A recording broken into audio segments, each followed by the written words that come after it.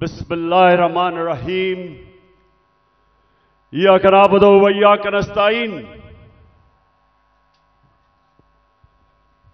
मेरे पाकिस्तानियों, मैं सबसे पहले तो अल्लाह का शुक्र अदा करता हूं कि उसने आपके दिलों में डाला कि हर किस्म की रुकावट के बावजूद आप इतनी तादाद में आज मीनार पाकिस्तान यहां आए और मुझे सुनने आए। और इंशाअल्लाह आज जो मैं आपसे बातें करूंगा, मैं आपको यह बताऊंगा कि हमने अपने मुल्क को किस तरह इस दलदल से निकालना है, जिस दलदल में एक साजिश के तहत हमारी हुकूमत गिराई गई और इस मुल्क के बड़े बड़े जुराइम पेशा लोगों को हमारे ऊपर मुसल्लत किया गया। तो मैं आज आपको अपना प्रोग्राम दूंगा, लेकिन उससे पहले मेरे पाकिस्तानियों, एक चीज तो वाज़े हो गई, जो भी आज पावर में बैठे हैं उनको आज एक पैगाम जाना चाहिए कि लोगों का जुनून रुकावटों से नहीं रुक सकता, कंटेनर्स नहीं रोक सकते।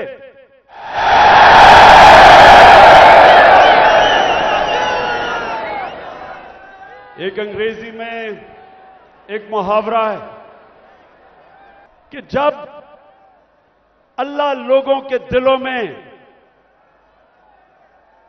एक सोच डाल देता है तो कोई दुनिया की ताकत उसको रोक नहीं सकती। आप कंटेनर्स रखें, 2000 हमारे कारकुनों को आपने छापे मार के जेलों में डाल दिया, ये जलसा फेल करने के लिए। खौफ और हिरासा फैलाया हुआ, सारे रास्ते में कंटेनर्स रख दिए। लेकिन जब अल्लाह लोगों के दिलों में एक सोच डाल देता है, कोई कंटेनर, कोई पुलिस, कोई नहीं रोक सकता उनको। और ये कौम, मैं अल्लाह का खास शुक्र इसलिए भी अदा करता हूं कि मैं अल्लाह से दुआ करता था कि अल्लाह, मैं बाहर की दुनिया में इतना टाइम गुजारा, वो जिंदा कौमें मैंने देखी थी, मैंने लोगों को जुल्म के सामने खड़े होते देखा, नाइंसाफी के सामने। मैंने बाहर के लोगों को अमर बिल मारूफ पे चलते देखा, बुराई के खिलाफ खड़े हुए हैं, अच्छाई के साथ खड़े हुए हैं। लेकिन मैं अपनी कौम में यह नहीं देखता था। मैं अपनी कौम को, अफसोस से मुझे कहना पड़ता है कि हर किस्म का जुल्म बर्दाश्त करते देखा। और जब एक कौम जुल्म के सामने नहीं खड़ी होती, मेरे पाकिस्तानियों, वो गुलाम बन जाते हैं। और गुलामों की कोई हैसियत नहीं दुनिया में। मौलाना रूमी ने जिस तरह कहा कि जब मेरे अल्लाह ने तुम्हें पर दिए हैं, क्यों चूंटियों की तरह रेंग रहे हो? क्योंकि गुलाम रेंगते हैं, आजाद इंसान ऊपर जाते हैं। इलामा इकबाल, शायद ही मुसलमान दुनिया में इस तरह का ज़हन आया हो। उनकी शायरी, उनका फलसफा, गौर से उसको अगर आप पढ़ेंगे तो एक बार बार पैगाम वो देते हैं। हिंदुस्तान के गुलामी के अंदर पिसे हुए मुसलमानों को जगा रहे थे। उनको मुसलमानों को याद करा रहे थे कि एक वक्त तुमने दुनिया की इमामत की थी और आज तुम्हारी कोई हैसियत नहीं है। जगा रहे थे उनको। सारा वक्त मुसलमानों को समझा रहे थे कि सिर्फ आजाद इंसानों की हैसियत होती है। तो पाकिस्तानियों, हम जो 23 मार्च बनाते हैं, हम 14 अगस्त बनाते हैं, लेकिन क्या हमें समझ है कि आजादी के लिए क्यों दुनिया तरसती है? क्यों आजादी? कई गुलाम भी बड़े खुशहाल होते हैं। कई मुल्कों के ऊपर दूसरे मुल्कों ने कब्जा किया तो वहां इतनी गुर्बत भी नहीं हुई, वो मुल्क के बेहतर भी चल पड़े। हांगकांग एक मैं मिसाल देता हूं। हांगकांग गुलामी के अंदर उनके माशी हालात तो अच्छे थे, लेकिन पाकिस्तानियों सुन लो, जब से अल्लाह ने दुनिया बनाई है हमेशा इंसान आजादी चाहता है। वो क्यों चाहता है? क्योंकि सिर्फ आजाद इंसानों की परवाज है। कभी आज तक सुना है कि किसी गुलाम इंसान ने, गुलाम ज़हनियत के इंसान ने, या किसी मुल्क जो गुलाम हो, कभी सुना है कि उसने कोई बड़ा काम किया हो? कभी सुना है कि दुनिया में उनकी कोई हैसियत हो? गुलाम अच्छे गुलाम रहते हैं। गुलामों की जिंदगी में जिल्लत है। अगर इंसान जिसको अल्लाह ने अशरफुल मखलूकात बनाया, सबसे अजीम मखलूक, तो अगर उसको अपने मुकाम की समझ नहीं है तो वो तो जानवर भी दुनिया में आते हैं, खाते पीते हैं, बच्चे पैदा करते हैं और मर जाते हैं। इंसान तो वो है जो अपना मुकाम समझता है। और इल्लामा इकबाल ने ये सोए हुए मुसलमानों को जगाने के लिए कुरान के अंदर से, आयतों के अंदर से उन्होंने शेर व शायरी की। बताया मुसलमानों को कि तुम्हारा मुकाम है कि तुम एक अजीम कौम थे, क्यों ऊपर गए और आज क्यों नीचे हो? तो पाकिस्तानियों, मैं जो आज आपसे खास पहले तो अपना प्रोग्राम देने से पहले बात क्या करना चाहता हूं। देखें, हमारा जो कलमा है ला इलाहा इल्लल्लाह, वो याद रखें। आप अल्लाह के सामने दावा कर रहे हैं कि मौला तेरे सिवा हम किसी के सामने नहीं झुकते। ये बड़ा दावा है। आप अपनी आजादी का दावा कर रहे हैं। आप अल्लाह के सामने एक बहुत बड़ा वादा कर रहे हैं, गवाही दे रहे हैं कि मौला मैं मर जाऊंगा लेकिन किसी की गुलामी सिवाय तेरे नहीं करूंगा। यह है ला इलाहा इल्लल्लाह का मतलब। और जब मेरी नजर में, मैं कोई इस्लाम का आलिम नहीं हूं, लेकिन मेरी नजर में जब एक इंसान किसी और इंसान के सामने झुकता है, जब किसी बुत की पूजा करता है, और मेरी नजर में सबसे बड़ा बुत खौफ का बुत है, जब वो खौफ की गुलामी करता है, वो इंसान जो कुरान में कहते हैं, अल्लाह कहता है कि जब इंसान गिरता है जानवरों से भी नीचे चला जाता है। तो मेरे पाकिस्तानियों, यहां 23 मार्च 1940, 23 मार्च 1940 मेरे सबसे पाकिस्तान के अजीम लीडर कायदे आजम, उन्होंने एक बहुत बड़े ख्वाब पाकिस्तान की रेजोल्यूशन पास की थी।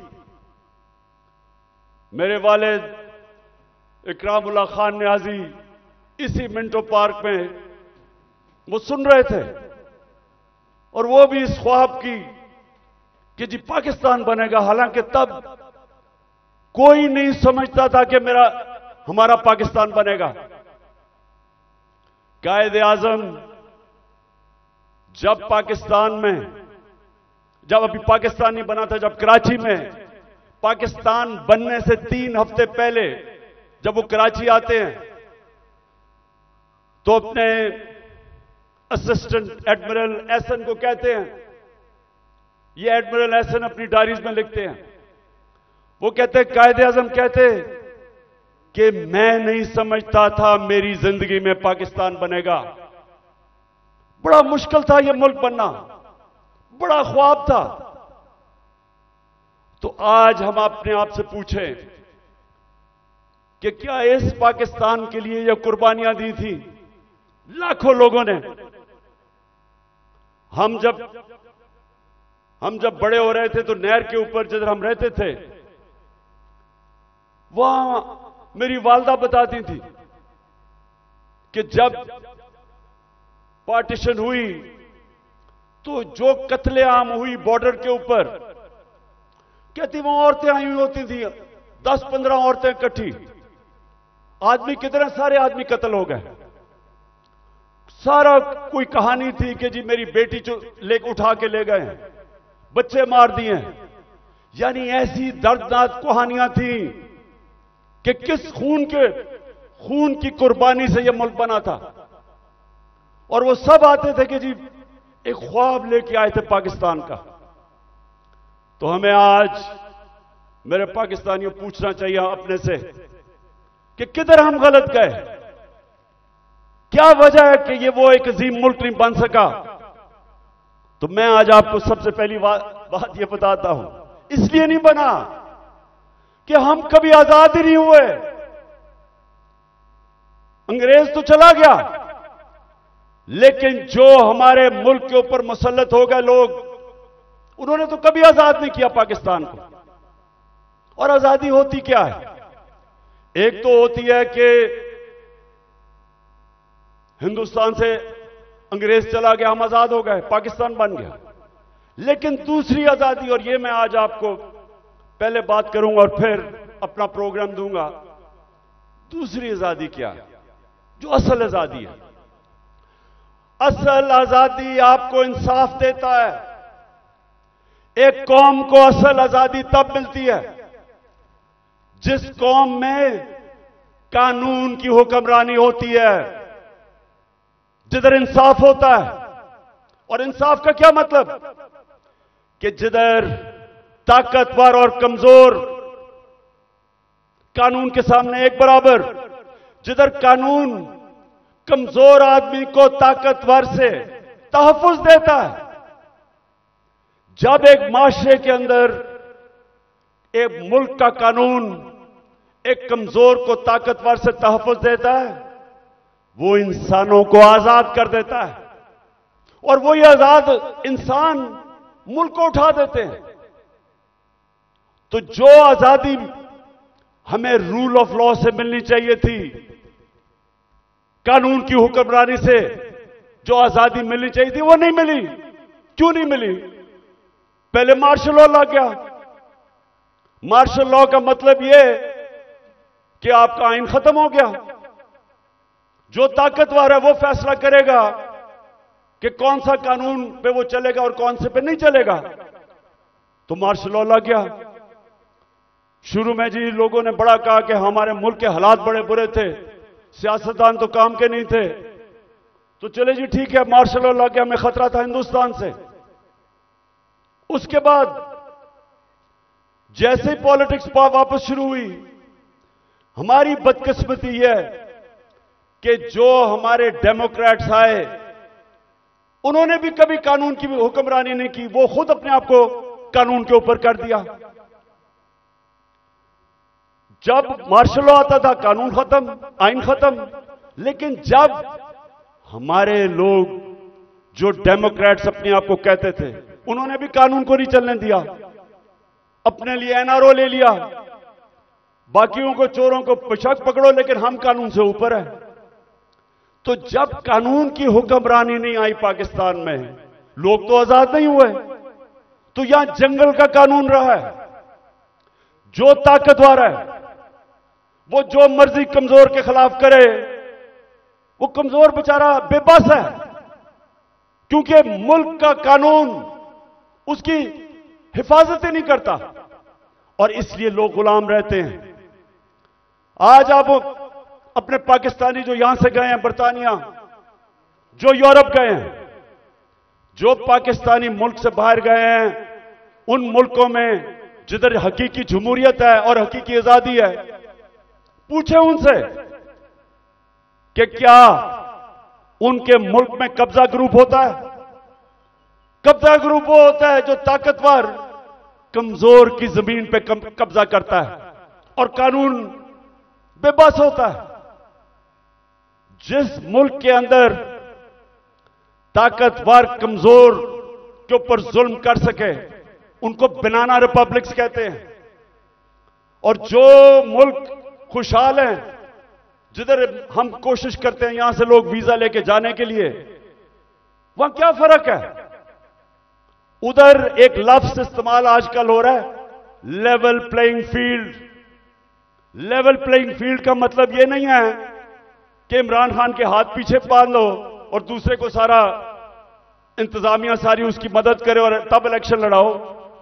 लेवल प्लेइंग फील्ड का मतलब होता है कि कमजोर और ताकतवर कानून के सामने बराबर।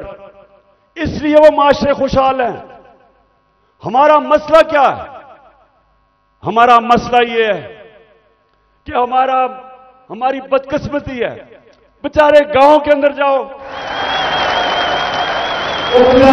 आदमी थाना कचहरी पटवारी वो ठोकरें खाता फिरता है। इंग्लैंड के अंदर, यूरोप में क्यों नहीं थाना कचहरी पटवारी? वहां क्यों नहीं है? क्योंकि इंसाफ है।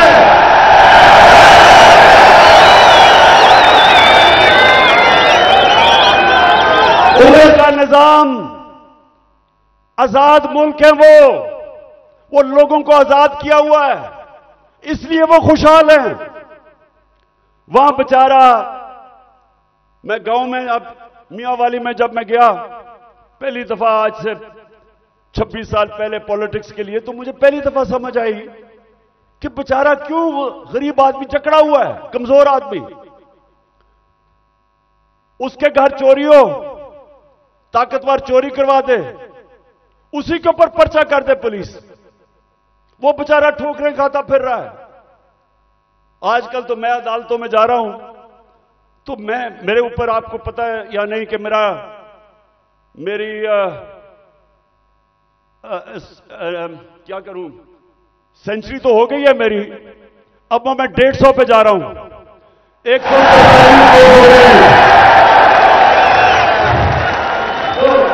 तो बेचारे, अब मैं देखता हूं कि शुक्र अल्लाह ने मुझे कम से कम वकील दिए, मेरी पार्टी के वकील है जो साथ जाते हैं। वो बेचारा गरीब आदमी क्या करे? उसके ऊपर आप केस डाल दें, वो दहशतगर्दी का केस, 40 दहशतगर्दी के केस है मेरे ऊपर, 40। तो सोचे वो बेचारा गरीब आदमी, उसका मुखालिफ हो, उसकी जमीन पे कब्जा करना हो, कुछ भी हो, उसके ऊपर केस डाल दे, वो सारी जिंदगी बेचारा तबाह हो जाता है। यह है गुलामी। सिंध में जाएं, जो सिंध के अंदर जुल्म है, आप अंदाजा ही नहीं कर सकते। जो वहां के इस वक्त मुसल्लत हैं, जिसको जरदारी सिस्टम कहते हैं, कोई लोग उनके सामने बेबस हैं, मिजाल नहीं है कुछ कर सके। पुलिस थाने जाएंगे, वहां डरते हैं, गुंडे पाले हुए हैं जो उनको पैसे ले लें, कुछ कर दें, डराएं धमकाएं, कोई आदमी आवाज अपनी नहीं उठा सकता जुल्म के खिलाफ। गुलाम है, कैसे कौम उठ सकती है? तो जो आज मैंने आपसे ये जो बात कर रहा हूं आजादी की, क्योंकि असल में हमारी जंग है हकीकी आजादी की, और हकीकी आजादी तब आएगी जब मुल्क में रूल ऑफ लॉ और इंसाफ होगा, जब इंसाफ होगा, लोगों के हुकूक होंगे। जब लोगों के हुकूक होंगे, जब एक मुल्क का हकूक की हिफाजत करेगा, आपको कोई लंदन या इंग्लैंड जाना नौकरियों के लिए नहीं पड़ेगा, कोई यूरोप नहीं जाना पड़ेगा नौकरियों के लिए। अल्लाह ने इस मुल्क को हर चीज दी है, हमें कोई जरूरत नहीं है कि वीजों के पीछे लाइनों में खड़े हों, फिर पैसे दें। बेचारे वो पाकिस्तानी, मैं तो खैर सब पे भी दिल रोता है, लेकिन जो पाकिस्तानी, कितने लोग हमारे डूबे हैं कि रात में वो छोटी सी किश्तियों के अंदर किसी तरह यूरोप में घुसते घुसते हमारी बेचारी वो जा रही थी कि किसी तरह वो यूरोप चली जाए, वो बेचारी डूब गई और लोगों के साथ। क्यों है? इसलिए नहीं कि पाकिस्तान में वसाइल की कमी है। मैं 3.5 साल जब प्राइम मिनिस्टर रहा हूं, मुझे खुद हैरत होगी कि अल्लाह ने इस मुल्क को क्या क्या नेमतें बख्शी हैं। लेकिन जब कानून ही नहीं है, जब इंसाफ ही नहीं है, जब जिसकी लाठी जिसकी भैंस, जब तक ऊपर जो मर्जी करे, वो मुल्क कैसे उठ सकता है? कौन सी आप इकोनॉमिक पॉलिसी लेके आएंगे उस मुल्क में जिधर इंसाफ ही नहीं है, जिधर कॉन्ट्रैक्ट एनफोर्समेंट नहीं है, जिधर रूल ऑफ लॉ नहीं है? आप जो मर्जी कर लें, उस मुल्क की किस्मत तो तबाही है। इसीलिए हजरत अली ने फरमाया था कि कुफर का निजाम चल जाएगा, लेकिन जुल्म का निजाम नहीं चल सकता। पाकिस्तानियों, मैं एक तारीख का तालिब इल्म हूं। मैंने शुरू में जैसे मैं प्राइम मिनिस्टर बना, मैंने अपनी कौम को समझाने की कोशिश की कि मेरा जो अल्लाह है, लोगों को समझाया कि मेरा जो मौला है, उसका कुरान में कहता है कि एक इंसान उसका हबीब है, वो मेरे नबी सल्लल्लाहु अलैहि वसल्लम है। और वो कुरान में हमें हुक्म करता है अल्लाह कि उनकी जिंदगी से सीखो। क्यों करता है? क्योंकि दुनिया की तारीख में कभी कोई इंसान को इतनी कामयाबी नहीं मिली, दुनिया की तारीख में कोई इतना बड़ा लीडर नहीं आया जो मेरे नबी सल्लल्लाहु अलैहि वसल्लम, उनके करीब कोई नहीं आया और ना आ सकता है, चाहे आप मुसलमान हैं या नहीं। किसी इंसान ने वो अचीव नहीं किया। तो जब अल्लाह का हुक्म है कि उनकी जिंदगी से सीखो, तो उनकी जिंदगी एक तो उनके अमाल है, लेकिन मदीना की रियासत उनकी सुन्नत है। और अल्लाह जब हमें हुक्म देता है कि वो जो रियासत बनाई थी मदीना की, दुनिया की इमामत की उन लोगों ने वो क्या चीज थी, वो क्या असूलों के ऊपर वो खड़ा किया था मदीना की रियासत, कि वो अरब जिनकी कोई हैसियत नहीं थी। ये जरा जो आप में से तारीख जानते हैं, जरा ये याद रखें। मैं बार बार लोगों को समझाता हूं कि 625 जंगे बदर, 625 जंगे बदर 313 लड़ने वाले थे। ये जरा गौर करें, ये तारीख का हिस्सा है। ये जो वर्ल्ड हिस्ट्री है उसके अंदर ये डॉक्यूमेंटेड है। 11 साल के बाद 636, 11 साल पहले मदीना में 313, और उसके बाद 2 जंगों में खंदक और ओहद के अंदर बाल बाल उमा बची, बाल बाल बचे मुसलमान। लेकिन 636 जो वो उस वक्त की दुनिया की सुपर पावर थी, रोमन एम्पायर, बेजेंटाइन एम्पायर, वो 636 में यारमुख की जंग में घुटने टेक देता है, सिर्फ 11 साल के बाद। ये तारीख है। और दूसरी सुपर पावर जो पर्शियन एम्पायर था, वो 637 में कुछ सिया में घुटने टेक देता है। तो मैं आज अभी भी हैरत होती है कि क्यों नहीं हम सीख रहे कि वो क्या असूल थे कि उन्होंने उन अरबों की हैसियत नहीं थी, 2 सुपर पावर्स थी, उन्होंने दुनिया की इमामत की। सबसे पहले मदीना की रियासत में उन्होंने जो असूल खड़ा किया था, अदल और इंसाफ, उन्होंने लोगों को इंसाफ देकर आजाद किया था, गुलामी से आजाद किया था। जब इंसाफ मिला उन लोगों को, इंसान बराबर हो गए कानून में। हजरत अली रज़ी अल्लाह ताला खलीफा वक्त एक यहूदी से काजी केस उनके खिलाफ फैसला कर देता है कि बेटे की गवाही नहीं मानता। यह मुसलमानों का इंसाफ था। आज की दुनिया में मुझे बताएं, अपने मुल्क को तो छोड़े ना, मैं बात कर रहा हूं जो मगरिबी मुल्क अपने आप को इंसाफ के आज हमारे से बहुत आगे समझते हैं, क्या वहां भी हो सकता है आज ये कि अक़लियत वो एक खलीफा वक्त से केस जीत जाए, और वो भी हजरत अली रज़ी अल्लाह ताला उनका मुकाम, क्योंकि इंसाफ था। मेरे नबी सल्लल्लाहु अलैहि वसल्लम कहते हैं कि मेरी बेटी भी चोरी करेगी तो उसको सजा मिलेगी। हजरत उमर, बेटा जब उनका कानून तोड़ता है कोड़े मरवाते हैं उसको, कोई कानून के ऊपर नहीं था, इंसाफ था। एक हजरत उमर के दौर में वाकया हुआ, एक शहजादा मुसलमान हो जाता है, खाना काबा का तवाफ कर रहा होता है, एक गुलाम का पैर आ जाता है उसके चोगे पे, वो मारता है उसको, गुलाम को। गुलाम जाके हजरत उमर को बताता है, हजरत उमर उस शहजादे को बताते हैं कि तुमने ये किया था। हां, उसने कहा इसकी जुर्रत है। गुलाम को कहते हैं वापस मारो इसको। वो शहजादा दीन छोड़ के चला जाता है, लेकिन ये चीज कायम हो जाती है कि कानून के ऊपर कोई नहीं है। तो पाकिस्तानियों, अपनी तारीख से सीखो, सीखो। और ये जो आज मैं आज आपको उस नए दौर की तरफ लेके जा रहा हूं कि जब तक इस मुल्क में कानून की हुक्मरानी नहीं आएगी, हमारी जिंदगी में जिल्लत है। वो प्राइम मिनिस्टर भीख मांग के फिर रहा है, ठोकरें खा रहा है।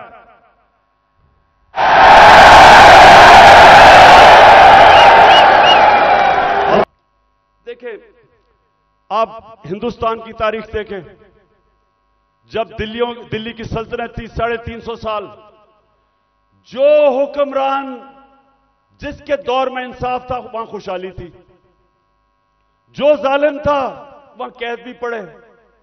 तारीख उठा के देख लें। जब शेर शाह सूरी जो हिंदुस्तान का बहुत ही अजीम लीडर था, वो कैसे ऊपर आया था? उसके बाप की एक जागीर थी, उसको कहा वो जागीर संभालो बिहार के अंदर।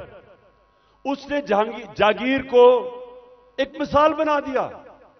कैसे?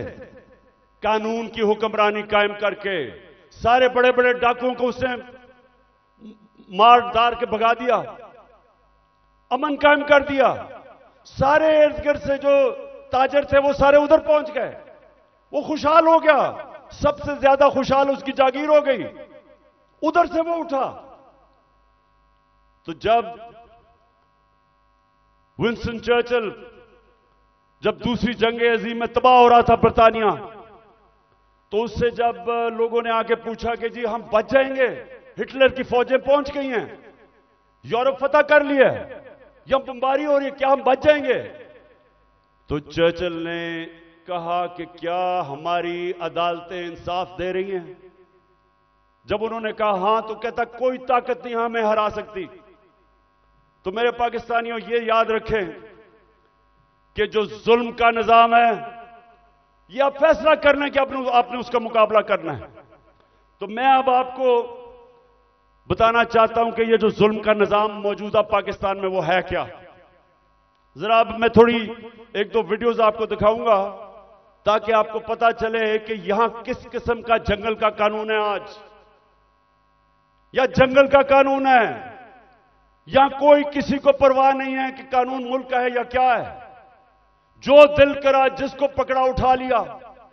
2000 हमारे कारकुनों को उठा लिया इन्होंने, रातों को गए, घरों से उठा लिया। वो बेचारी डॉक्टर रुबीना अपनी क्लिनिक में बैठी थी, उसको उठा के ले गए। वो मैं भी आपको बाद में आता हूं, पहले मैं जरा आपको बताना चाहता हूं कि ये हुआ क्या हमारे साथ। पहली दफा 25 मई में हमने एक मार्च की इस्लामाबाद। 3 मार्चेस पीडीएम के लोगों ने मेरी दौर में की थी। एक एफआईआर नहीं कटी, कोई रुकावट नहीं थी।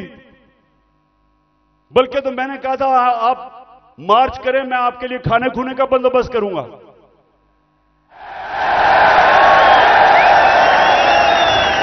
और मुझे बेचारे बिलावल पे बड़ा अफसोस था, वो मुझे डर था रोई ना पड़े, तो मैंने कहा मैं तुम्हारे लिए खाने का बंदोबस्त कर दूंगा।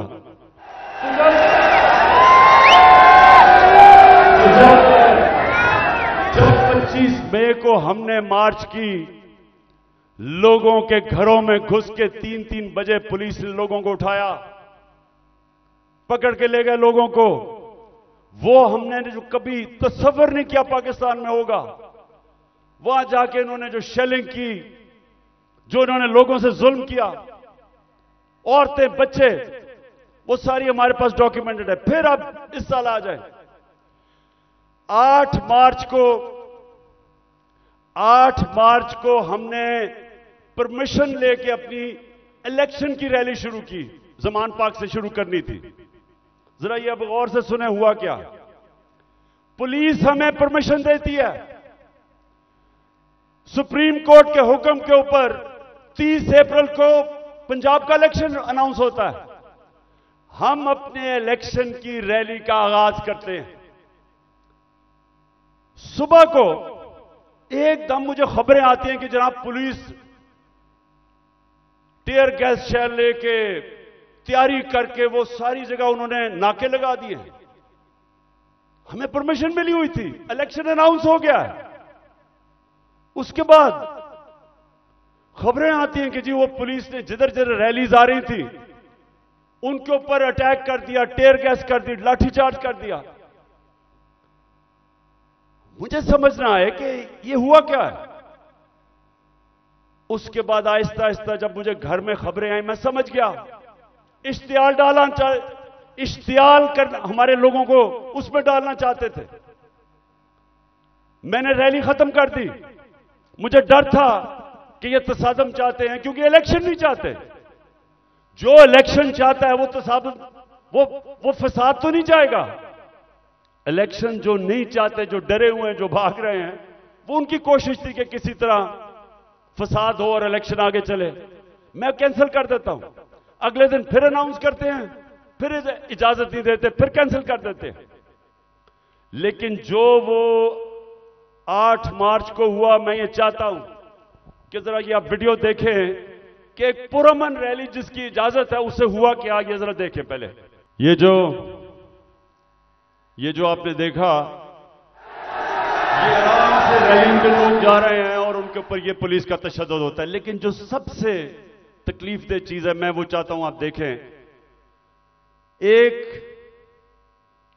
एक मलंग, एक दरवेश, एक स्पेशल पर्सन, जिससे वो सारे मेरे घर के बाहर जो कैंप लगा हुआ था, सब जिससे प्यार करते थे, जिसके पास प्यार के अलावा था ही कुछ नहीं, उसको प्यार में लोग जिले शाह कहते थे। अब जरा एक वीडियो देखें जिले शाह की, ताकि आपको समझ आए कि वो किस तरह का इंसान था। इसको उठाया और लोगों को भी पकड़ा, इसको उठाया। और मेरे ख्याल में इन दरिंदों को समझ नहीं आई कि वो स्पेशल चाइल्ड है। इन्होंने उसको मारा होगा, उसने आगे से इस तरह की बातें, क्योंकि उसके पास तो वो तो एक जुनूनी आदमी था, अपनी दुनिया में रहने वाला। इन्होंने उसके ऊपर तशद्दुद किया। पोस्टमार्टम रिपोर्ट के मुताबिक 26 जगह इन्होंने उसको तशद्दुद किया और उसको मारा। उसके जो जख्म थे वो सारे सोशल मीडिया पे थे। और जिले शाह को उन्होंने मार के सड़क के किनारे फेंक दिया। और ये बेगैरतों ने सिर्फ ये नहीं किया, उसका कत्ल का केस मेरे पे डाल दिया कि इमरान खान ने कत्ल कर दिया। और ये मैं पाकिस्तानियों को बताऊं, किसी आजाद मुल्क में ये नहीं हो सकता। ये सिर्फ गुलाम मुल्कों में होता है, जिधर उनको उस मुल्क का कानून जिनकी हिफाजत नहीं करता, ताकतवर ऐसी हरकतें करता है। ये सारे पाकिस्तान में आज कमजोर लोगों से होता है, उन पे जुल्म भी होता है और पर्चे भी उन पे कटते हैं। ये जिले शाह को जिस बेदर्दी से इन्होंने कत्ल किया, मेरे पाकिस्तानियों, मैं तो अल्लाह के सामने ये वादा कर बैठा हूं कि अल्लाह मुझे जिंदगी दे,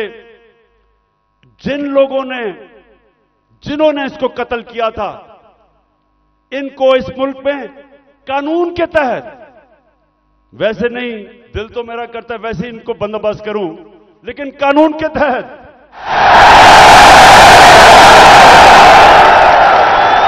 इससे ज्यादा लोग नहीं हो सकते। ये इंसान नहीं है, ये दरिंदे भी नहीं है। ये कैसा, ये इनके जो ज़हन है, ये बीमार लोग हैं।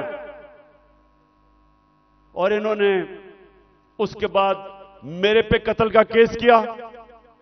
उसके बाद 3 दिन के बाद इनको अकल आई, फिर कहते एक्सीडेंट में मर गया। उसके बाद क्या हुआ, आप जरा आगे सुने। उस दिन यह हुआ 14 मार्च मेरे घर एक वारंट लेके आ गया। मैंने उनको समझाया कि जो वारंट थी वो गैर कानूनी थी। मेरे पास बेल थी 18 मार्च की, जो मैंने पहले ही फैसला किया था कि मैंने इस्लामाबाद जाना है अदालत में। तो मैं तो पहले ही जा रहा था, पुलिस आ गई, जी आपको इस्लामाबाद लेके जाना है। मैंने श्योरिटी बॉन्ड दिया वकील ने। अगर कानून कहता है श्योरिटी बॉन्ड दे दो तो पुलिस आपको अरेस्ट नहीं कर सकती। श्योरिटी बॉन्ड के मैं पहले ही 18 को अदालत में पेश हो रहा हूं। इन्होंने मेरा श्योरिटी बॉन्ड नहीं लिया। 3 तरफ से जुबान पाक के ऊपर हमला हो गया। रेंजर्स, पुलिस, 3 तरफ से हमला। जिस तरह पता नहीं इमरान खान को कितना बड़ा दहशतगर्द था। सारा टीयर गैस शेलिंग इन्होंने वो चलाई, वो वाटर कैनन जिसके अंदर केमिकल था। फिर इन्होंने बंदूकें चलाई, पैलेट गन चलाई। मैं सिर्फ ये अब आपको दूं, जो उस दिन हमारे साथ हुआ, मुझे पहली दफा पता चला पाकिस्तानियों कि फलस्तीन के लोगों के ऊपर इस्राइल क्या करता है, कि कश्मीर के लोगों के ऊपर हिंदुस्तान क्या करता है। मुझे ऐसे एहसास हुआ कि क्या जुल्म हो सकता है अगर आपकी रियासत आपके ऊपर हमला कर दे। जरा ये फिल्म देखें कि जो हमारे साथ हुआ, जिस तरह इन्होंने अटैक किया और हमारे ऊपर पर्चे काट दिए। आज अगर आप फ्रांस में देखें, वह लोग मुजाहरे कर रहे हैं पेंशन्स के ऊपर। कभी आपने टीवी के ऊपर देखा वो चीजें भी जला रहे हैं, वो गाड़ियां भी जला रहे हैं। कभी आपने देखा कि पुलिस उनके ऊपर फायरिंग कर रही है या रेंजर्स? कभी आपने देखा कि उनके लोगों को अगवा करके लेके जा रहे हैं गैर, और फिर तशद्दुद कर रहे हैं उनके ऊपर? कभी फ्रांस के अंदर यह नहीं होगा, क्योंकि वो लोग आजाद हैं।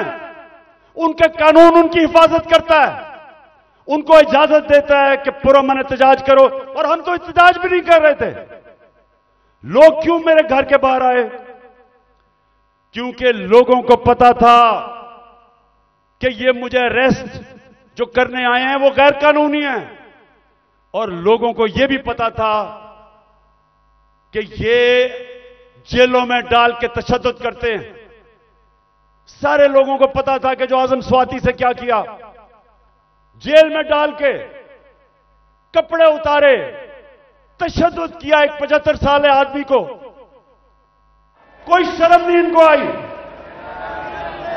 क्या पाकिस्तान का आईन राइट टू डिग्निटी देता है? किसी को इजाजत नहीं देता कि किसी को नंगा करके उसको जलील करो, उसकी वीडियो बनाओ। उससे पहले शहबाज गिल, उसको उठा के ले गए, 2 दिन उसको पकड़ के उल्टा लटकाया, उसको नंगा किया, उसके ऊपर हर किस्म का तशद्दुद किया। फिर सोशल मीडिया के लड़कों को पकड़ के ले गए, कितने लड़कों को लेके गए, उनके ऊपर यही उन्होंने किया। पता नहीं इन बेगैरतों को नंगा करने का क्या शौक है।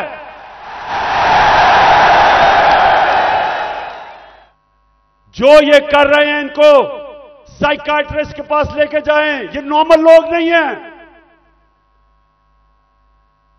ये ज़हनी मरीज। बच्चों को जाकर नंगा करके उनकी तस्वीरें उनको डरा धमका देते हैं। और लोगों को सब जो मेरे घर के बाहर क्यों लोग आए? लोग इसलिए आए कि लोगों को पता ये बदनीयत लोग हैं। ये जो फैसले कर रहे हैं कि उसको पकड़ के लेके जाओ, जब पता था कि मेरी बेल है और गैर कानूनी चीज पे कोई केस मेरे ऊपर नहीं है, हर दूसरे दिन कोई नया केस आ जाता है। क्या कौम 50 साल से मुझे जानती है? क्या कौम मानेगी कि इमरान खान दहशतगर्द है? 40 दहशतगर्दी के केस है, कत्ल का केस है, दीन मजहब का केस है, तौहीन मजहब का, गद्दारी का केस है। जो लोग इस मुल्क से पैसा लूट के बाहर गए वो तो फैसले कर रहे हैं आज। और इमरान खान जिसका जीना मरना पाकिस्तान में है, जिसकी ना कोई बाहर प्रॉपर्टी ना दौलत, सब कुछ बेच के आज अपने मुल्क में ले आया है, उसको गद्दार बना दिया है।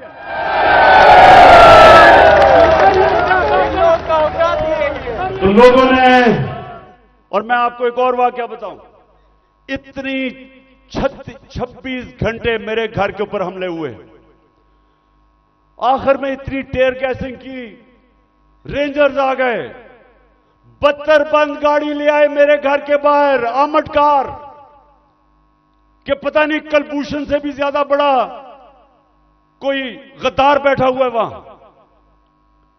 तो आखिर में लड़के थक गए, वो सारे डरे हुए थे कि इनकी नीयत ही नहीं ठीक।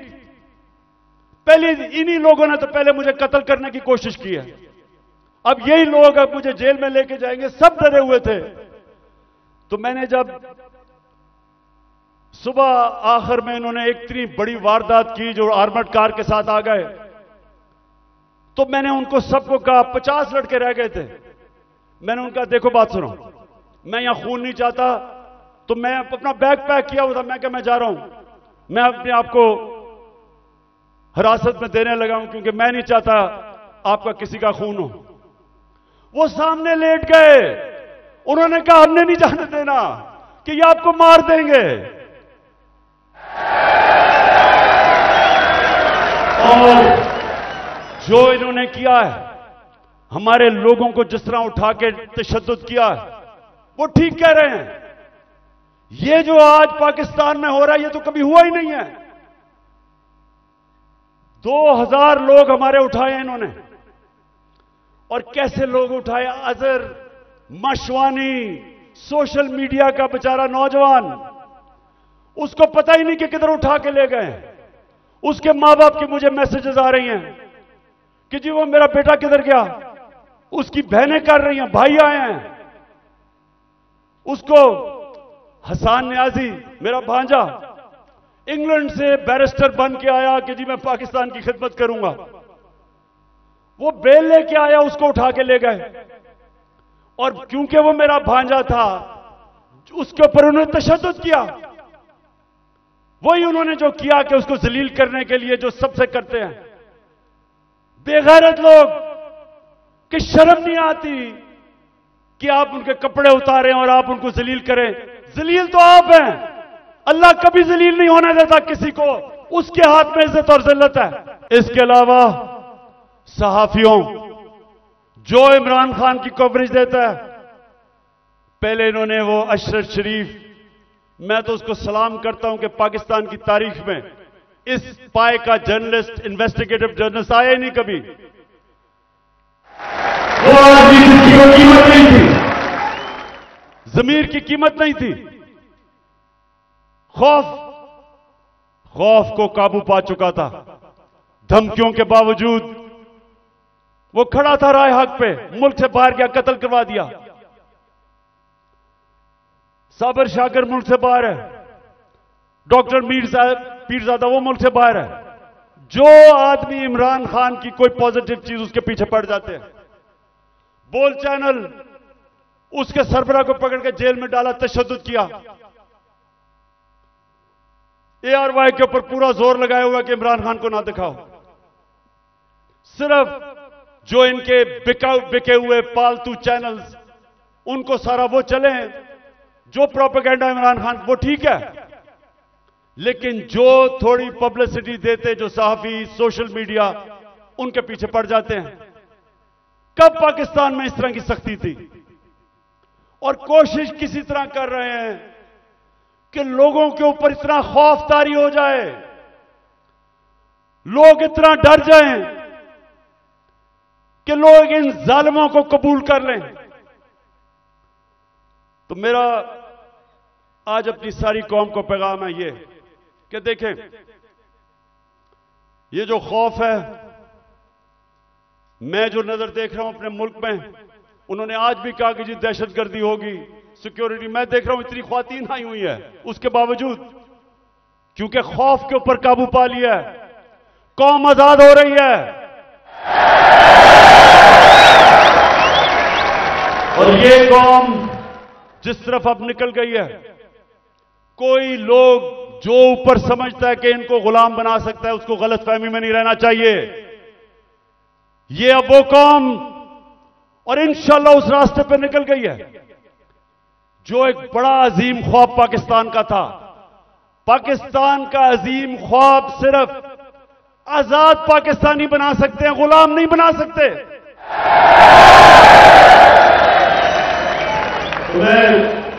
पहले तो मैं और भी बता दूं कि मुझे इतना अफसोस है जिस तरह के लोगों को पकड़ा। आमिर मुगल हमारा, उसके बच्चों को ले गए, वो हमारा कारकुन इस्लामाबाद में बच्चे पकड़ के ले गए उसके। ये कब हुआ है? और सिर्फ सारों को डरा धमका रहे हैं। इनका ख्याल था कि आज कोई आएगा ही नहीं मीनारे पाकिस्तान में, कि डर इतना हो गया, लोगों को डर हो गया है। अच्छा जी, मैं अब दूसरी चीज पे आता हूं।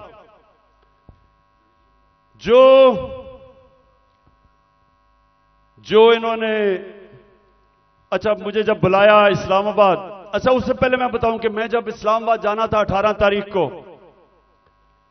इन सबको पता था कि मैं पहले अदालत में गया था। उससे पहले 17 की शाम को अदालत ने मुझे कहा था कि अब कोई पंजाब पुलिस आपके घर कुछ नहीं करेगी। उन्होंने कहा कि सर्च वारंट अगर उन्होंने लेना है तो एक एसपी का नाम लिया और एक हमारा उस वक्त शिबली फराज थे, उन दोनों के होते हुए वो मेरे घर में आके देखेंगे। उन्होंने कहा जी कोई पता नहीं, कोई असला है वहां। मैं जाता हूं इस्लामाबाद, जब इस्लामाबाद के टोल प्लाजा पे पहुंचता हूं तो पता चलता है कि मेरे घर के ऊपर दरवाजा तोड़ के कोई 50 पुलिस वाले घुस जाते हैं। अकेली बेचारी बुशरा बेगम घर पे, अकेली 3-4 मुलाजिम के साथ, और वो घर पे घुसते हैं, सारे घर के ऊपर छतों पे घर को जो चीज आती है लूट लेते हैं। और वो जो बेचारे 5-6 मुलाजिम थे उनको जिस बेदर्दी से मारते, मैं सिर्फ चाहता हूं कि एक दफा देखें कि ये इन्होंने एक आदमी छोड़ें कि इमरान एक्स प्राइम मिनिस्टर या लोग जानते हैं, किसी भी बाइज्जत किसी भी घर में अगर पता हो कि खामद घर नहीं है, बीवी एक दीनदार खातून पर्दादार, सोचें कि उसके घर में कभी ये आज तक पाकिस्तान में हुआ है? मैं सबसे एक सवाल पूछता हूं कि आपके घर में अगर ये होता तो आप क्या तकलीफ होती? आपको होती या नहीं होती? अगर आप में गैरत हो और आपकी बीवी बेचारी अकेली घर हो और उसमें इस तरह के, और ये इंसान नहीं है, वो बेचारे 5-6 नौकरों को उठा उठा के मारा, जिस तरह किसी का बाजू तोड़ दिया, एक को बेचारे खसामे को पकड़ के जेल में ले गए हैं। ये किस मुल्क में होता है? ये किसी आजाद मुल्क में नहीं हो सकता। जिन मुल्कों के अंदर कानून होता है, इंसाफ होता है, किसी पुलिस की जरूरत नहीं है ये करने की। तो अगर ये मेरे घर पे कर सकते हैं, किसी के घर पे भी ये इस तरह अटैक कर सकते हैं। इसका मतलब कि यहां तो जंगल का कानून है, अगर आपके पास ज्यादा ताकत है आप कुछ भी कर दें। मैं पहुंचता हूं इस्लामाबाद, आप ये भी सुने, मुझे नहीं पता था कि इन्होंने प्लान बनाया हुआ है। मैं समझा मुझे पकड़ने अरेस्ट कर लेंगे, मुझे नहीं पता था कि वहां मारने का प्रोग्राम बनाया हुआ है। मैं वहां से जब जुडिशियल कॉम्प्लेक्स पे गया, सारे रास्ते टीयर गैसिंग कि किसी तरह इमरान खान अकेला हो जाए, लोग इसके साथ ना हो। लोग आके घरों से लोग निकल के साथ चलना शुरू हो गए, उनके ऊपर टीयर गैसिंग। अब मैं आखिर में पहुंचता हूं अपनी हाजिरी लगाने के लिए अदालत में। 5 घंटे लगते हैं मुझे टोल प्लाजा से इस्लामाबाद से जुडिशियल कॉम्प्लेक्स, जो 20 मिनट का रास्ता था। सारा रास्ता पुलिस और रेंजर्स के, जिस तरह कालभूषण से भी बड़ा, जिस तरह मैंने कहा कोई दहशतगर्द आ रहा है। 40 मिनट में बाहर खड़ा रहता हूं और जब बाहर पहुंच रहा होता हूं तो ऊपर से पुलिस पत्थर फेंक रही होती है, लोगों को इश्तियाल दे रही होती है कि किसी तरह वहां तसादम हो, और तसादम के अंदर इमरान खान को कहें जी वो मुर्तजा भुट्टो टाइप कत्ल हो गया। जरा ये सोचें कि ये कभी किसी पाकिस्तान के पॉलिटिकल पार्टी के हेड से हुआ। ये अब पहले तो आप जुडिशियल कॉम्प्लेक्स से देखेंगे पुलिस पत्थर मार रही है। अब ये पहले पथराव कर रहे हैं, नीचे लोगों को इन्होंने इश्तियाल में डाला, और फिर मैं जब गाड़ी दरवाजा खोलता हूं तो सामने, आपके सामने, वो गाड़ी के सामने पुलिस देखे और वो मारना शुरू कर देती है। और फिर हमारा एक पीटीआई का एक कारकुन आता है मेरी गाड़ी में, और वो अंदर से आता है, कहता है जल्दी से निकलें, यहां अंदर सारा नामालूम अफराद कब्जा करके बैठे हुए हैं, सीटीडी की वर्दियों में वो हैं, और उनका कोई और, उनके अज़ाइम कुछ और हैं, और अल्लाह बचाने वाला है कि हम बिल्कुल ठीक टाइम पे वहां से निकलते हैं।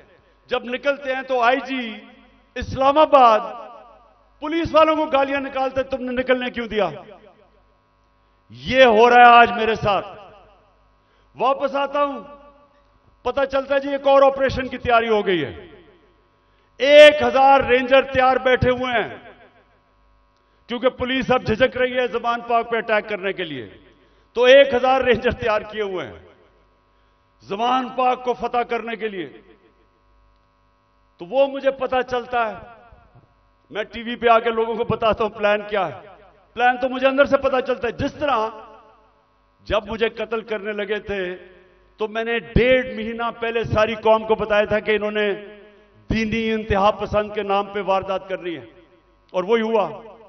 तो फिर मुझे तो अंदर से इंफॉर्मेशन थी कि इन्होंने क्या करना था। तो बहरहाल अब मैं आगे चलता हूं।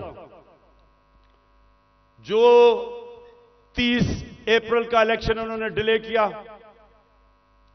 ये कौम जरा गौर से सुन लो। अब ये जो मुल्क में अब जंगल का कानून आ रहा है और तकरीबन आ गया, ये जो इन्होंने किया है कि जब आइन कहता है कि 90 दिन में इलेक्शन होगा, जब पाकिस्तान का सुप्रीम कोर्ट कहता है कि 30 अप्रैल को पंजाब का इलेक्शन है, तो किस मुंह से इलेक्शन कमीशन ने कहा कि जी अक्टूबर में इलेक्शन होगा? हमारे पास जी कहते पैसे नहीं है। तो मुझे यह इलेक्शन कमीशन मुझे यह बताए कि मुल्क का तो तुमने वैसी दिवालिया निकलता जा रहा है, तो अक्टूबर में किधर से पैसे आएंगे? तो इसका मतलब तो इलेक्शन होंगे नहीं। कभी इस तरह का सुना है किसी महजब माशरे में कि आइन कह रहा है कि इलेक्शन होंगे और यह कहते पैसे नहीं है जी इसलिए इलेक्शन नहीं? झूठ बोला कि जी आईएमएफ कह रहा है। आईएमएफ ने तस्दीक की कि हम नहीं कह रहे। तो कोशिश क्या है इनकी? इलेक्शन से भागो। अगर आइन तोड़ना पड़ता तो तोड़ो। किसी तरह इमरान खान इलेक्शन के में जीत के इक्तदार में ना आ जाए, बस ये 1 पॉइंट एजेंडा है। उसके लिए हम अदालत में जा चुके हैं और मैं आज सारे पाकिस्तान की लीगल कम्युनिटी को यहां से अपील कर रहा हूं कि ये वो वक्त आ गया है कि आज आपने स्टैंड ना लिया, अगर आज आप आइन के साथ ना खड़े हुए तो उसके बाद मुल्क में कानून खत्म। जो ताकतवर चाहेगा वही कानून होगा। जब वो फैसला करेगा कि इलेक्शन है तो तभी इलेक्शन होगा। तो पाकिस्तानियों, हमने सबने पाकिस्तान के सुप्रीम कोर्ट के साथ खड़ा होना है। हमने पाकिस्तान के आइन के साथ खड़े होना है। मुझे सारे हाथ खड़ा करके बताएं कि आप खड़े होंगे पाकिस्तान की आइन के साथ। अब मैं सिर्फ माशरत के ऊपर 2-3 चीजें कहना चाहता हूं, क्योंकि 6 लोग आटे की लाइनों पे खड़े होकर बेचारे जान बहाक हो गए। मैं सबसे पहले सवाल पूछता हूं कि अगर आपने आटा बांटना है तो क्या यह तरीका है कि इस तरह लोगों को जलील खड़ा करके जिल्लत देके कभी इस तरह भी आटा बांटा जाता है? हमने अपने एहसास प्रोग्राम में 14,000 रुपया जो स्टाइपेंड दिया था गरीब लोगों को, स्कूलों के अंदर बुलाया, मुहज़्ज़ब तरीके से बिठाया, उनको आराम से इज्जत से पैसे दिए, इस तरह जलील नहीं किया।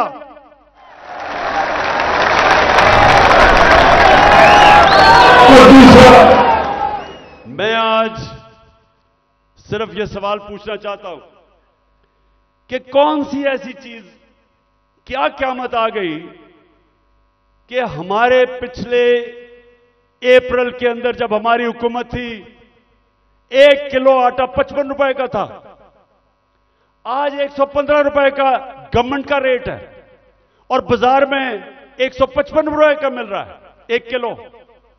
क्या हुआ? कौन सी क़यामत आ गई कि 3 गुना ज्यादा आटा बढ़ गया? पहले मैं तेल पे आता हूं। आज दुनिया की आलमी मार्केट के अंदर जो तेल बिक रहा है वो $70 से $75 इस पे तेल बिक रहा है। हमारे दौर में $110 से $115 पे था। अब मुझे यह बताएं कि हम तो 150 रुपए लीटर डीजल और पेट्रोल तकरीबन 150 रुपए का बेच रहे थे। आज क्या हो गया है? आज हो रहा है कि 293 रुपए का डीजल और 272 रुपए का पेट्रोल, तो दुनिया में तो तेल तकरीबन आधा हो गया है। तो हमें यह समझाएं कि आटा भी उस्मानों पे। आज जो पाकिस्तान की जो हर हफ्ते वीक ऑन वीक जो कहते हैं एसपीआई जो महंगाई है वो 47% पे पहुंच गई है। सारे पाकिस्तान के महंगाई के रिकॉर्ड टूट गए। हिंदुस्तान, जब हमारी हुकूमत थी तो हिंदुस्तान में महंगाई 5.5% थी, पाकिस्तान में 9 10% के करीब थी। तो आज ये बताएं कि हिंदुस्तान में तो महंगाई गई है 6.5% और पाकिस्तान में पहुंच गई है 31%। 3 गुना ज्यादा महंगाई हो गई है। तो लोगों से पूछे, तनख्वाहदार से पूछे कि उनके ऊपर क्या हुआ। हम जब थे डॉलर, पिछली मार्च में जब इन्होंने नो कॉन्फिडेंस किया था तो डॉलर कितना था? 178 रुपए का। आज पहुंच गया 283 रुपए का। यानी अगर आपके बैंक में पिछली मार्च अप्रैल में आपका 100 रुपया था तो वो 65 रुपया रह गया है। वो जो 100 रुपया था वो सिर्फ आज 65 रुपए की चीजें खरीद सकता है। आज से 10 महीने पहले मैंने एक स्टेटमेंट दी थी, समी इब्राहिम के साथ वो इंटरव्यू था। तो ये जरा छोटा सा क्लिप ये देख ले। ये आज से 10 महीने पहले था। तो इन्होंने असेंबली में कहा कि इमरान खान को गद्दार डिक्लेयर कर दो। मेरे ऊपर उन्होंने पार्लियामेंट में कहा कि रेजोल्यूशन पास करो गद्दारी की। उधर क्लिप सुन ले, 10 महीने पहले यह क्या था। 10 महीने पहले यह कहा था। आज खुद इनका डिफेंस मिनिस्टर कह रहा है कि हमारा दिवालिया निकल गया है। इसहाक डार सेनेट के अंदर कहता है कि हमें आईएमएफ कह रही है कि जो हमारा लॉन्ग रेंज मिसाइल प्रोग्राम है उसको रोको।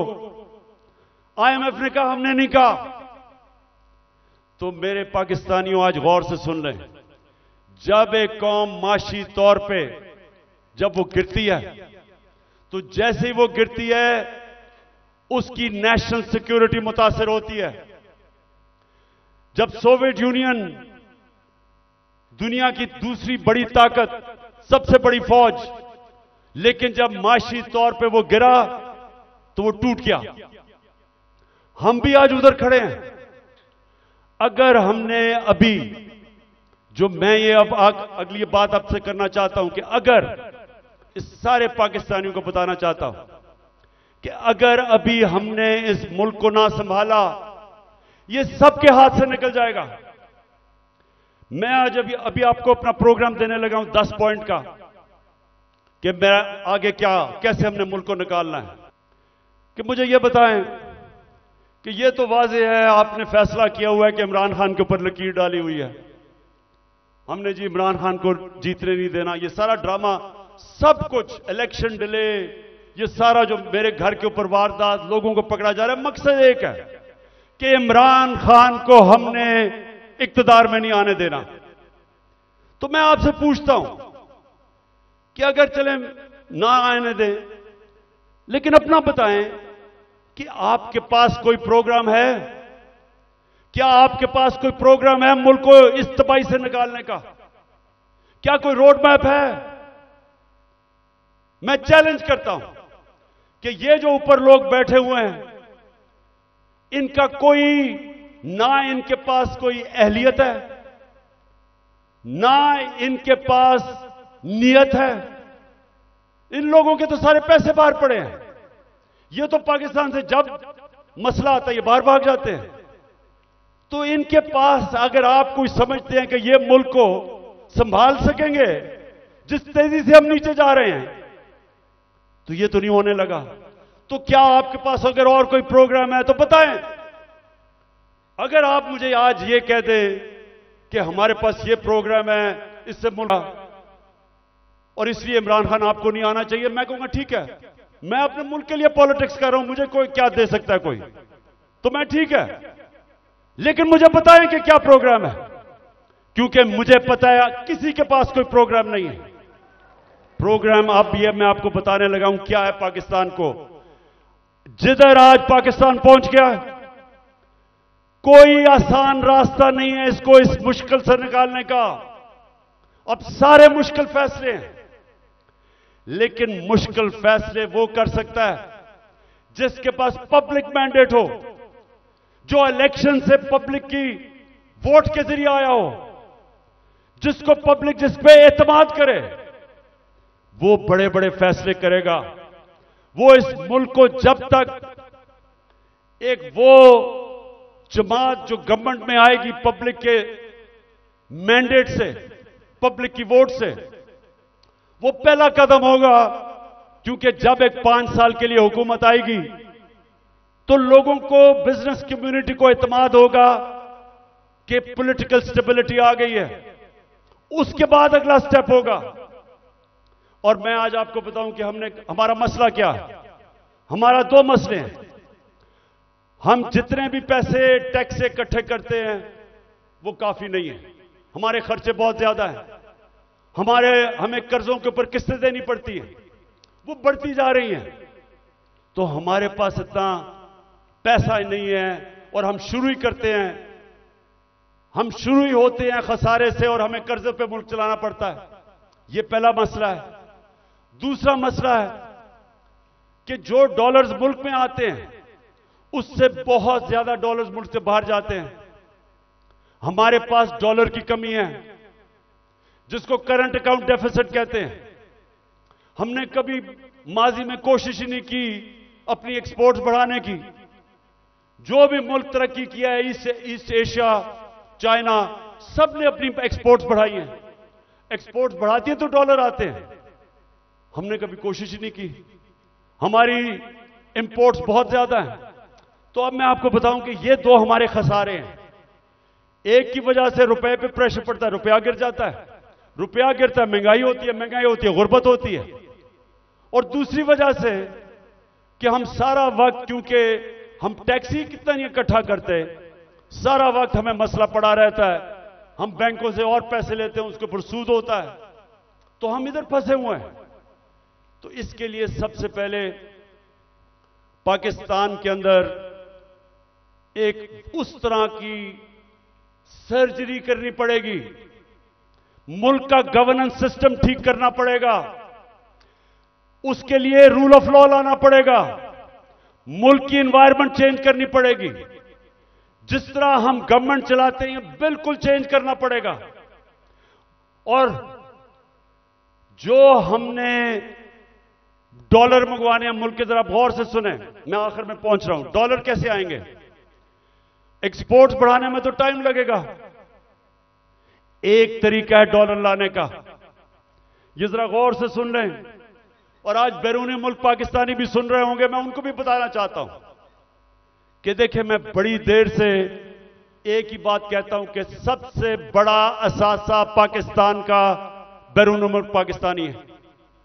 उनके पास जो डॉलर्स पड़े हुए हैं, अगर हम अपना गवर्नेंस सिस्टम ठीक कर लें, हम अपना रूल ऑफ लॉ ठीक कर दें, हम इस मुल्क के अंदर इत्मीनान अपने सिस्टम में ले आए कि अगर वो अपना सरमायाकारी करते हैं पाकिस्तान में, तो हमारा जो अदलिया का निजाम है, जो हमारा गवर्नेंस सिस्टम है, वो उनके सरमाए की हिफाजत करेगा। जिस वक्त ये कर दिया, अब जरा सुने, मैं आपको फिगर्स बताता हूं। 18,000 अमेरिका के अंदर पाकिस्तानी डॉक्टर्स हैं। फिर से सुन लें, पाकिस्तानी अमेरिकन डॉक्टर्स अमेरिका में 18,000 हैं। आपको पता है कि उनकी टोटल वेल्थ कितनी है? 18,000 पाकिस्तानियों की वर्थ कितनी है? 200 अरब डॉलर। 200 अरब डॉलर जो IMF के पास हम घुटनों के ऊपर हैं, हम 6 अरब डॉलर मांग रहे हैं। 200 अरब डॉलर 18,000 पाकिस्तानी अमेरिकन के हैं।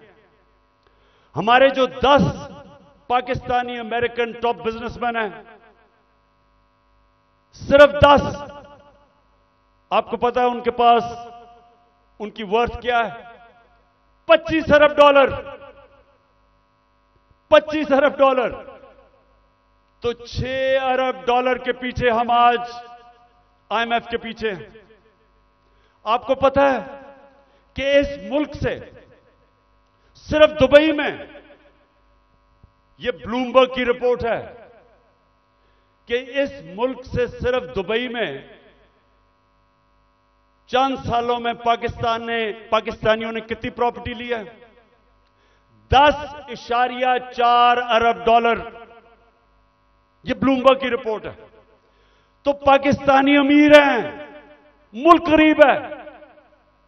और इसके लिए हमने वो सिस्टम बनाना है।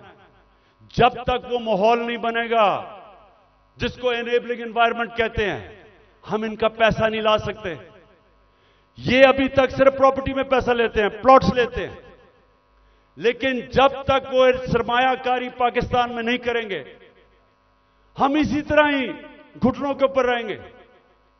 जिस वक्त हमने अपना सिस्टम ठीक कर लिया, उन्होंने सरमायाकारी शुरू कर दी पाकिस्तान में, आप यकीन करें कि वो उनको देखते हुए सारी दुनिया से सरमायाकारी आएगा। यहां जो चाइना कैसे ऊपर गया? चाइना ने सबसे पहले अपना सिस्टम ठीक किया, उसके बाद जो बैरून मुल्क चाइनीज थे वो वापस आए, उन्होंने सरमायाकारी की। जब सरमायाकारी शुरू हुई तो वो इस तरह है कि जिस तरह शहद के ऊपर मक्खियां आती हैं, सारी दुनिया से सरमायाकार आ गया। 30 साल में चाइना किधर का किधर पहुंच गया, क्योंकि उधर लीडरशिप समझी कि जब तक हम अपने मुल्क का जो सरमायाकारी का माहौल है वो ठीक नहीं करेंगे तो सरमायाकारी नहीं आने लगी। तो पाकिस्तान में तो सरमायाकारी आती नहीं है, क्योंकि प्लॉट बेचारा ओवरसीज पाकिस्तानी लेता है, उसमें भी कब्जा हो जाता है। वो कौन फैक्ट्रियां लगाएगा यहां? तो ये मैं सबसे पहले कि हमने ओवरसीज का पाकिस्तानियों का पैसा लेना, एक प्लान बनाया हुआ है हमने, कैसे उनकी इन्वेस्टमेंट लेके आनी है। तो ये पूरा एक प्लान बनेगा कि कैसे गवर्नेंस सिस्टम ठीक करनी है। 3.5 साल में हमें पड़ी, शुरू में तो हमें समझ ही नहीं थे कि क्या हालात है। तो इंशाल्लाह एक तो वो पहले, फिर दूसरा, हमने पाकिस्तान के अंदर लॉन्ग टर्म, मिडिल और लॉन्ग टर्म प्लानिंग, एक्सपोर्ट्स, एक पूरा मुल्क को लगाएंगे एक्सपोर्ट्स के ऊपर। एक्सपोर्टर्स को वीआईपी बनाएंगे। जो मुल्क में डॉलर चीजें बेच के डॉलर लेके आएगा उनके लिए सहूलतें देंगे। हमने दी थी और इसकी वजह से हमारी रिकॉर्ड एक्सपोर्ट्स थी जब हमारी गवर्नमेंट गिराई गई है। तो फिर एक्सपोर्टर्स को जब तक आप उनको वीआईपीज नहीं बनाएंगे, जिस तरह ईस्ट एशिया में बनाया था, जिस तरह इंडोनेशिया, मलेशिया, ये चाइना ने जब तक नहीं किया, एक्सपोर्ट्स नहीं बढ़ेंगी। हम तवज्जो नहीं दी कभी उसके ऊपर। फिर आईटी, हिंदुस्तान की 140 अरब डॉलर की आईटी एक्सपोर्ट्स है, हमने कभी तवज्जो ही नहीं दी।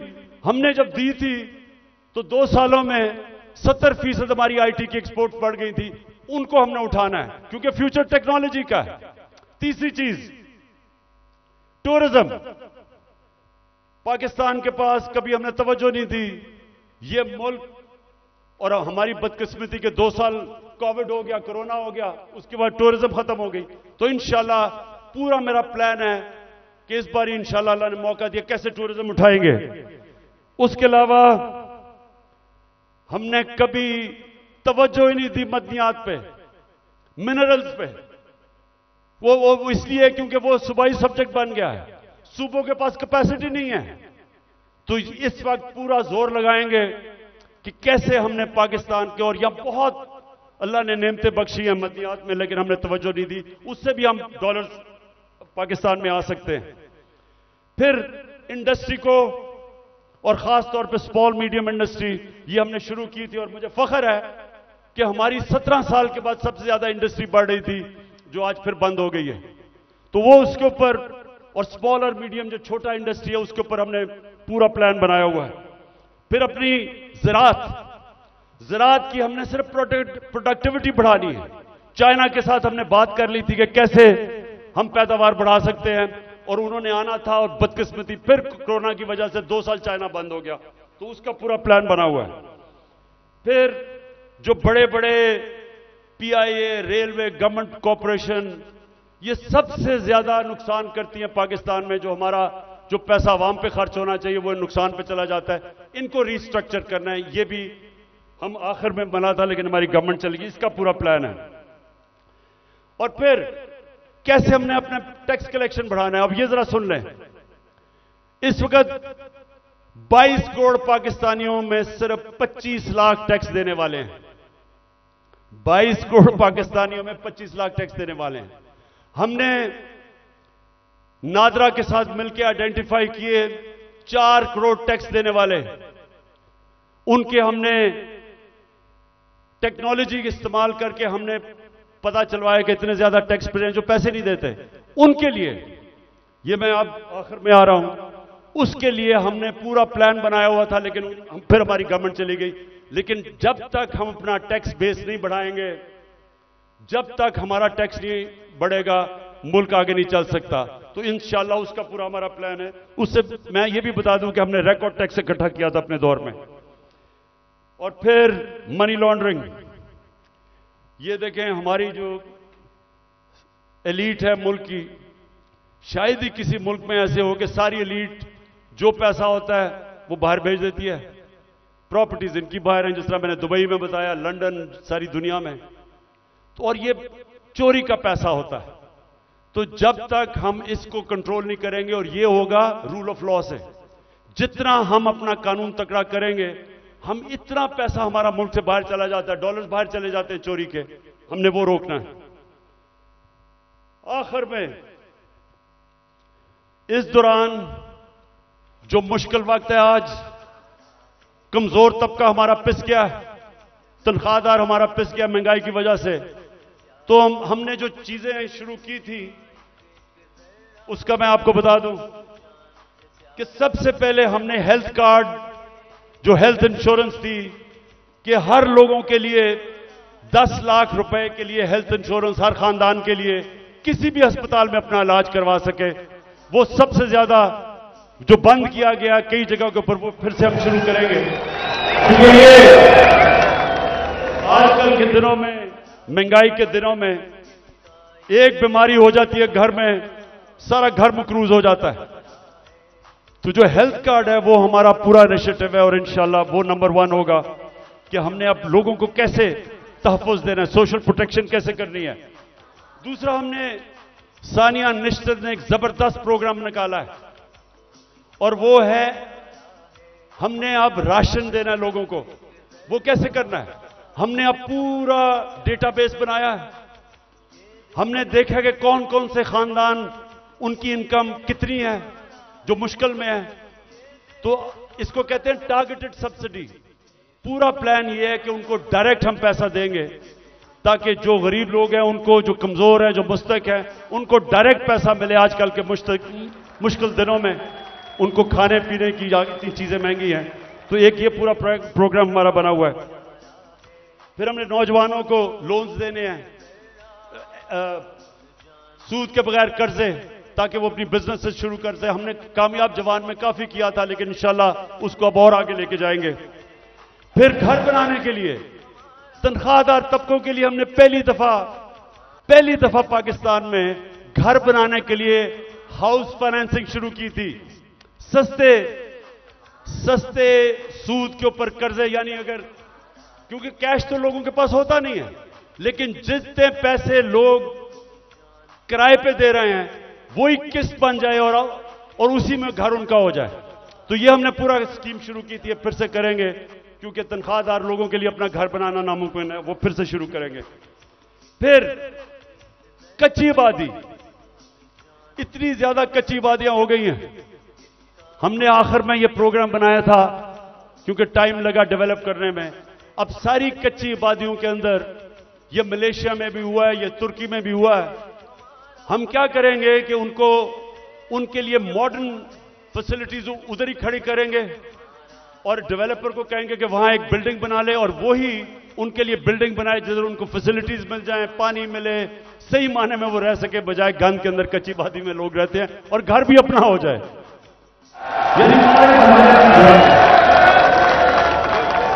ये मेरा बड़ा देर से प्रोग्राम था, इस्लामाबाद में हम शुरू करने लगे थे। उसके बाद हमने कैसे लोगों को रोजगार देना है।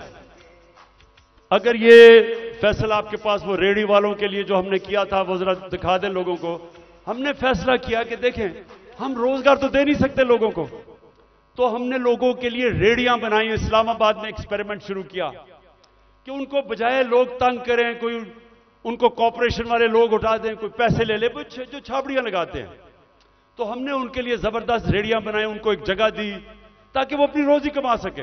जैसे हमारी गवर्नमेंट गई, उनको हमने अच्छी भली रेडिया बना के दी, वो बेचारे अपने रोजी कमाना शुरू हुए। ये इंपोर्टेड हुकूमत ने वो सारी रेडिया आपके सामने खत्म की। देखिए, न्यूयॉर्क आप जाएं, पता नहीं कितने आप में से लोग गए हैं, वहां हर जगह पे उन्होंने अपनी अपनी स्टॉल्स लगाए होते हैं सड़कों के ऊपर, और रोजगार कमा रहे होते हैं, उनको इजाजत होती है। हम क्यों नहीं करते? वो बेचारे पॉश एरियाज के अंदर, इस्लामाबाद के ब्लू एरिया में नहीं जी, वो खास कोई लोगों का इलाका है जिधर बेचारा आम आदमी रोजी नहीं कमा सकता। तो इसके ऊपर भी इंशाल्लाह अब हमने प्लान बनाया हुआ कि सारे पाकिस्तान में आम लोगों को मौका दें, अपनी जगह बनाएं ताकि रोजी कमा सके, बच्चे पाल सके।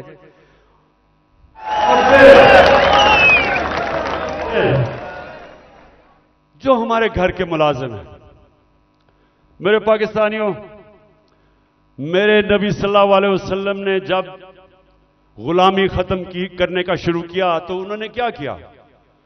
उन्होंने कहा कि जो आपके घर में गुलाम है उनको इस तरह रखो कि जैसे वो आपके घर में आपकी फैमिली है, उनको वही खाना खिलाओ, उनको अच्छी तरह रखो।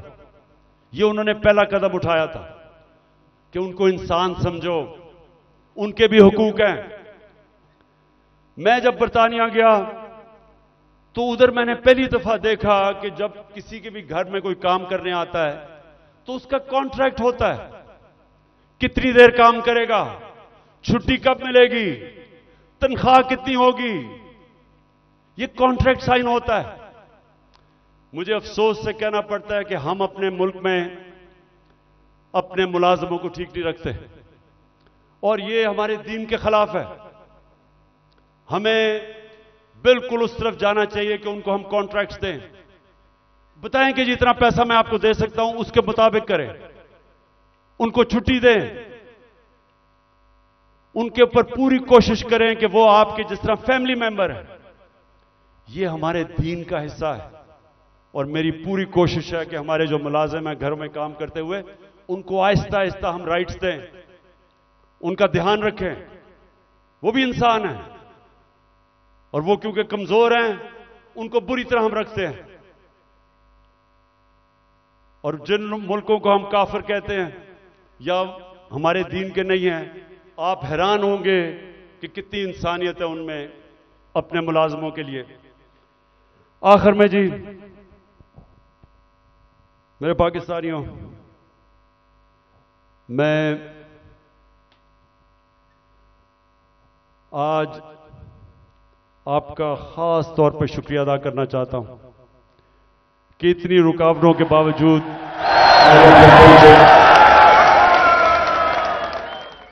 मैं आज फिर से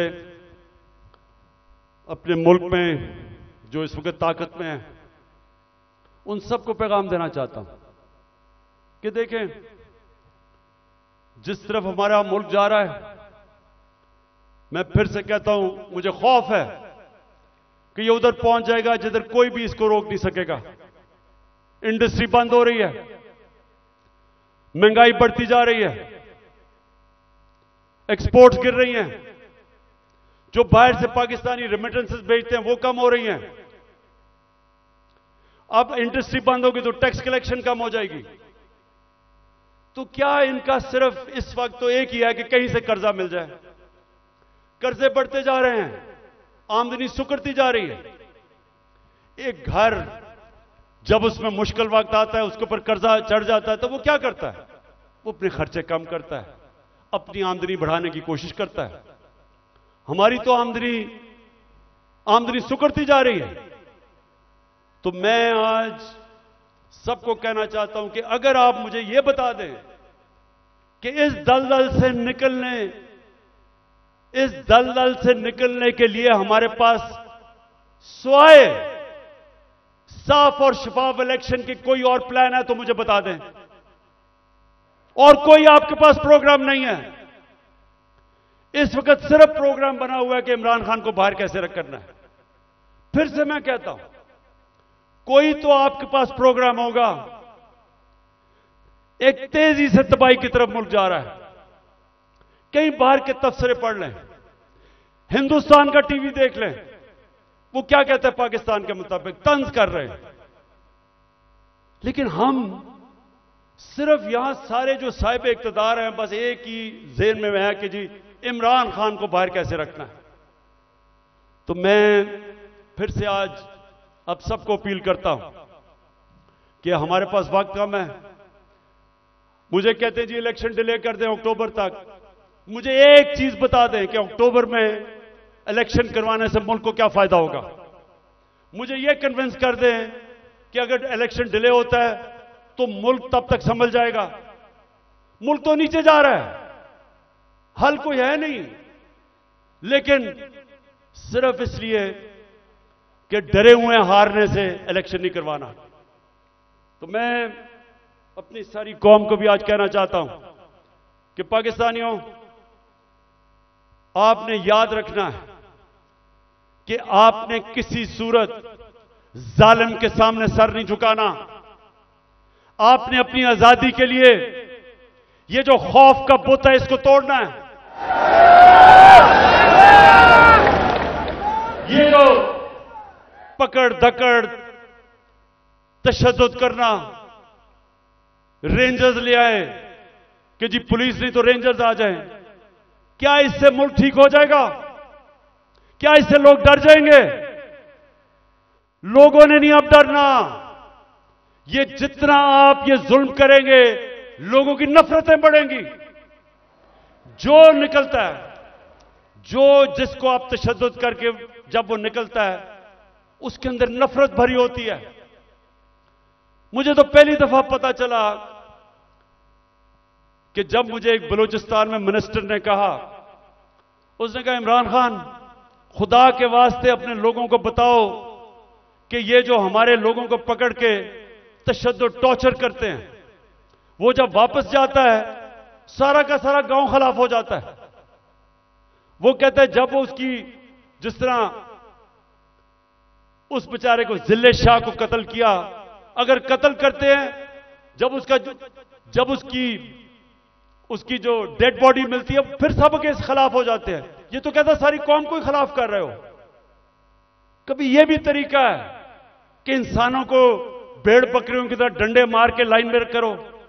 इंसान ऐसे नहीं होते। इंसान को समझाना पड़ता है, दिल और दिमाग की जंग होती है। ये डंडे से कोई आज तक नहीं ठीक हुआ। और ये जो खौफ फैलाया हुआ है कि जी हम ये कर देंगे, हम आपको ये मार देंगे, हमने ये कर दिया, फिर से हमला होने लगा है। देखें, आखिर में मैं आपको ये बात बता दूं, आज है 25 हो चुकी है। 25 मार्च को पाकिस्तान वर्ल्ड कप जीता था। मेरी जितनी सारी टीम थी, मेरी सारी टीम, और वो अभी सारे लोग क्रिकेट के ऊपर बातचीत करते हैं, कभी उनसे पूछें, सारी टीम दिल हार चुकी थी। सबका क्या था, हम इतना बुरा हमारा हालात थे, सबने कहा कि हम नहीं जीत सकते। अभी भी किसी टीम वालों से पूछ लें, एक आदमी था जो कहता था अभी हम जीतेंगे, और वो आपके सामने खड़ा है।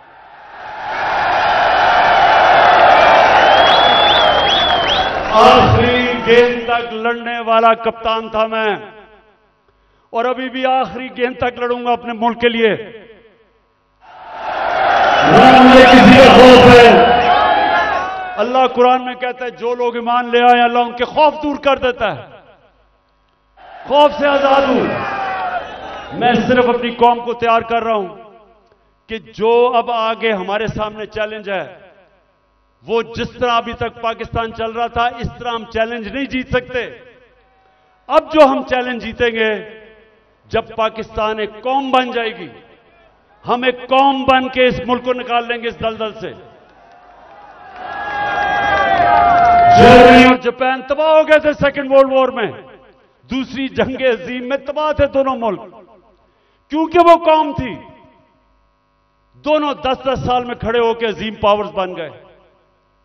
ये जो चैलेंज है, ये हम सिर्फ एक कौम बन के जीत सकते हैं, और कौम बनेगी जिसकी बुनियाद रखी जाएगी इंसाफ के ऊपर, कानून की हुक्मरानी के ऊपर।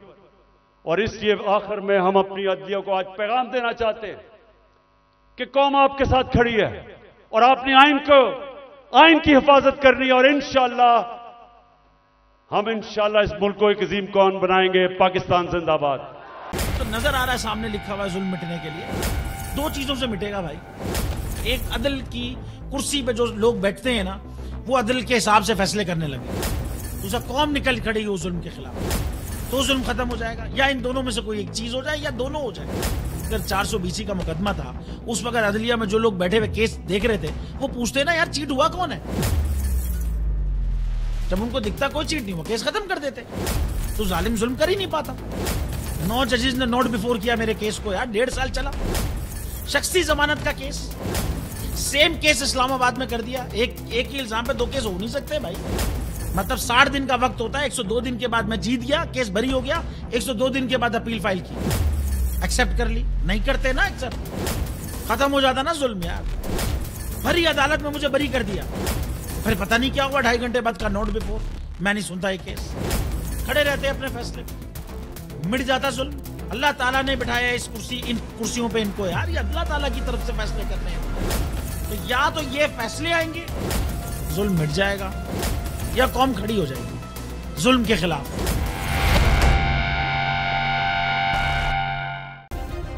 सब्सक्राइब करें और बेल दबाएं ताकि कोई खबर रह न जाए।